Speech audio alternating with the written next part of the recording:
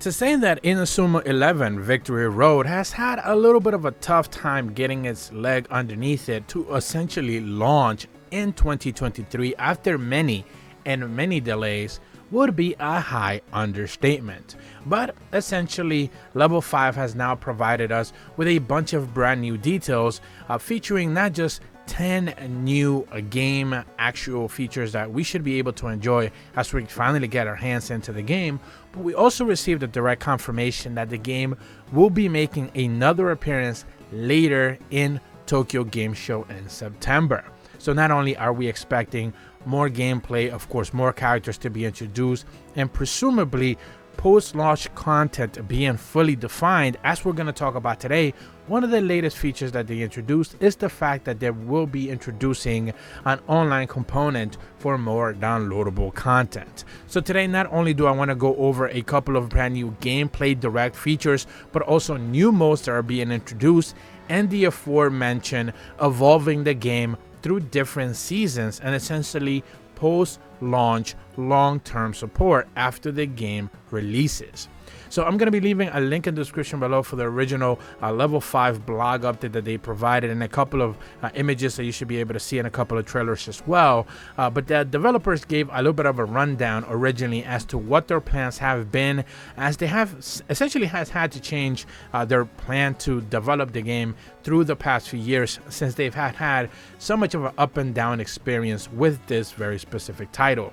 They mentioned that during their development time for Victory Road, which is of course the newest title of Inazuma 11's series, they were always conscious of the series' roots. However, considering how the game has evolved over time, they decided it would be impossible to leave the game systems unchanged from the original origins, and they wanted to bring players an authentic Inazuma 11 experience. That's why they are implementing new mechanics that increase the level of strategic thinking needed during specific matches. And this is something that should become relatively obvious for anyone who has been kind of like following this game along since its original reveal almost 4 to 5 years ago by now, when the original gameplay trailer that we got was relatively bare bones. But then since then, I think they've done a relatively good job showcasing just how different characters are going to play.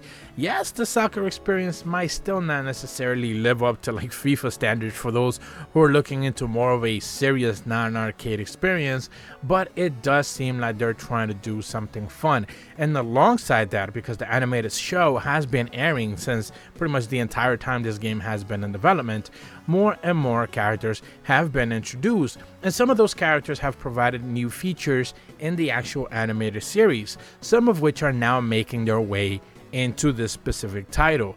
Introducing some of the new match mechanics would be focus. Instead of merely making a simple decision about a midfield maneuvering, they've designed action elements that require situational awareness and snap judgments. The developers believe that this new system will strike a good balance between player skill, strategical strength, and luck. So not only do you have characters making, essentially when you're using the AI to kind of like bounce passes along throughout the midfield, they'll become more aware of a player control character from the enemy team kind of like rushing at them, trying to take the ball away essentially. They're going to be a little bit more aware, so essentially they should be able to go a little bit back, not necessarily always go forward, maybe move laterally. All those kind of things the AI is going to be conscious of. At the same time, they also talk about the in the zone new mechanic. The battle between the offense and the defense in the front goal will also change. No longer will you be concerned with selecting which shot to make. You also have to consider various options, like whether it is to make a quick pass or pass the ball to an adjacent teammate. So again, if you want to play aggressively, it's probably not going to be the best situation, because the AI, even in the defense, the enemy defense, the AI is going to be constantly adjusting to your playstyle.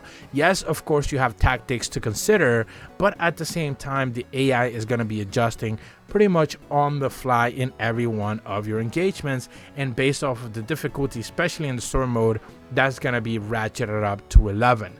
Another new feature they talk about here for gameplay is the scramble.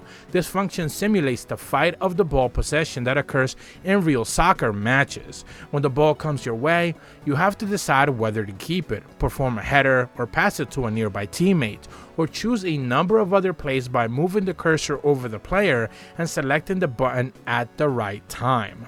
So a simple tic-tac-toe function that you saw in a lot of games originally, where it was just pass it, lob it, or just simply shoot it, has now become a little bit more evolved. You no longer have just 3 limited options. You can now actually choose to pass it, but directionally choose which player to pass it to. That is, of course, on your team. You can choose to lob it. You can choose to dribble away from a player. You can choose to lift it up in the air and head it yourself and handle it away from a player.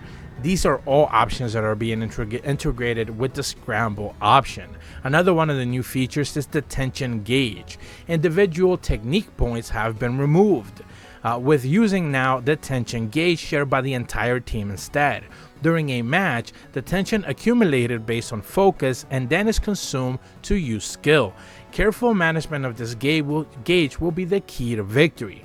A trailer showcasing the new skill systems has already been released, which of course is the one that you should be seeing on the screen right now, and the developers plan to implement more brand new features, and that they're choosing to showcase some of these at the Tokyo Game Show presentation event.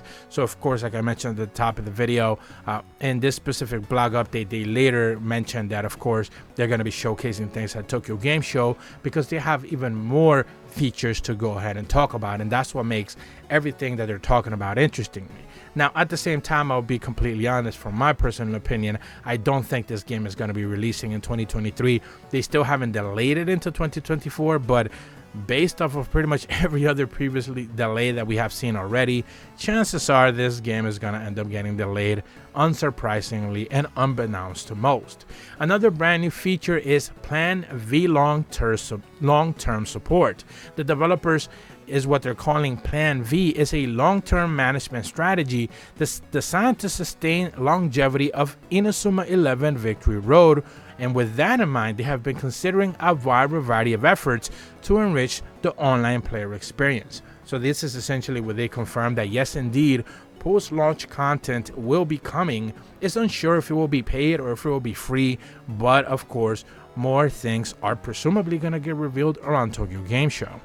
One of those post-launch content drops is Victory Road. In addition to one-off online matches, they're planning to introduce the Call mode Frontier Football, where players can compete in tournaments and Inazuma 11 fans have been dreaming of. At the moment, they're still working out the details, but they have to have planned open qualifiers in which anyone can participate, earn points, and move on to the next stage. A schedule will then decide the final matches, and contenders will gather at the predetermined times in order to participate. So essentially, an online tournament ongoing mode will be introduced post-launch, hopefully to keep players engaged in the long term.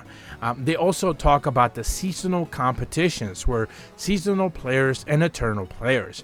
Each Football Frontiers will cover one season, lasting 2 to 3 months. In Football Frontiers, you cannot win just by powering up the strongest players in offline mode.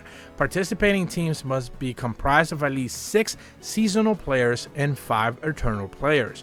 Seasonal players can only be acquired during that specific season, and they have newly trained each time. Accordingly, and additionally, you can bring up to 5 eternal players, strong players that you train in other game modes. You will need to form a balanced team that accompanies or accomplishes eternal players from your collection each one of the season. Of course, development plans are surely to change, but essentially what they're saying here is that 5 players that have been something that you groomed or raised pretty much from any one of the prior seasons, or your experience in the offline mode as you make your way to the story mode and the career mode, you're going to be able to bring those characters to the seasonal competitions in Football Frontiers. However, the majority of the team, 6 players in fact, are going to be part of the seasonal rotational characters that get introduced. Again, post-launch content will be heavily added in. So essentially, you're going to be playing and leveling up new characters each one of the season, and they're going to be supported by 5 legacy characters. Players evolving through changing seasons are introduced each new season, as first graders will become the second graders. In the following seasons, the third graders the next. So essentially they follow the schoolyard or the school year tactics. After that, well, they graduate for whatever the case is. Seasonal players will only be available for 3 consecutive seasons, but that doesn't mean a seasonal player that you worked hard to train will simply disappear once the season is over. You'll be able to add them to your eternal roster, and you can expect more than just generic characters. On rare occasions, famous characters like Yuto Kito and Shiro Fubuki will become available as well. You might get lucky and nab some of these powerful players for yourself. Now, as to how it is that you're going to be able to grab those characters, well, again, that is something that developers have not necessarily confirmed as of yet. Lastly, some of the new features that they mentioned here is that they additioned over 35 new brand voice actors for some of the characters that we were talking about here for the seasons. While they cannot necessarily get into the specifics, the Tokyo Game Show presentation will be providing more details on that, and new character designs should be expected as well. So they are working not just introducing some of the animated popular characters, but characters that of course are going to be brand new and unique specifically for this game. So that should be something relatively exciting that players should keep their eyes peeled for as we make our way to the Tokyo Game Show digital presentation event, and more details on Inazuma 11 Victory Road from level 5 should be revealed around that time. But that's about all the information that I have for you guys today. If you're brand new to my channel, be sure to leave a like and subscribe, hit the bell to receive notifications when the videos go up, and as always, thank you so much for watching. See ya.